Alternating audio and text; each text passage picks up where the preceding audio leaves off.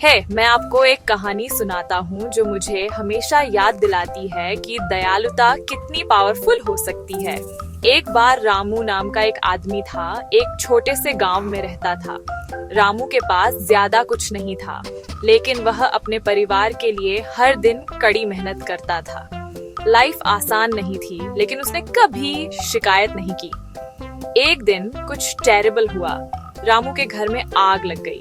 बस कुछ ही मिनटों में उसका सब कुछ चला गया। उसके कपड़े, उसका खाना, यहाँ तक कि उसके सिर पर छत भी जलकर राख हो गई। रामू बाहर बैठा था, हार्ट ब्रोकन। सोच रहा था, मैं अपने परिवार को अब कैसे खिलाऊंगा, हम कहाँ रहेंगे। पर यहाँ से कहानी बदल जाती है। जब गांव के लोगों ने रामू के नुकसान के बारे में सुना तो उन्हें सिर्फ अफसोस नहीं हुआ, उन्होंने एक्शन लिया। एक पड़ोसी चावल का एक बैग लाया, दूसरे ने उसे कुछ पुराने कपड़े दिए, कोई और लकड़ी लेकर आया मदद करने के लिए रीबिल्ड करने में। यहाँ तक कि गांव का सबसे अमीर आदमी भी आया और बोला, रामू चिंता मत करो, मैं तुम्हें एक नया घर बनाने में मदद करूंगा।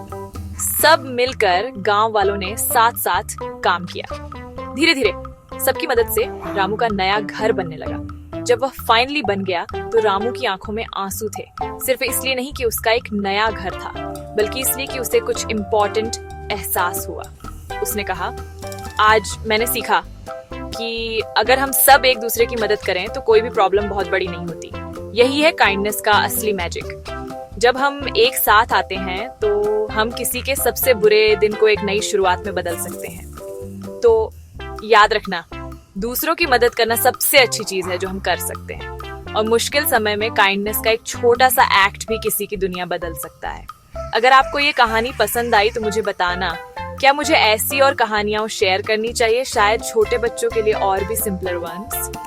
एक कमेंट ड्रॉप करना और भूलना मत, काइंडनेस एक गिफ्ट है जो कोई भी दे सकता है।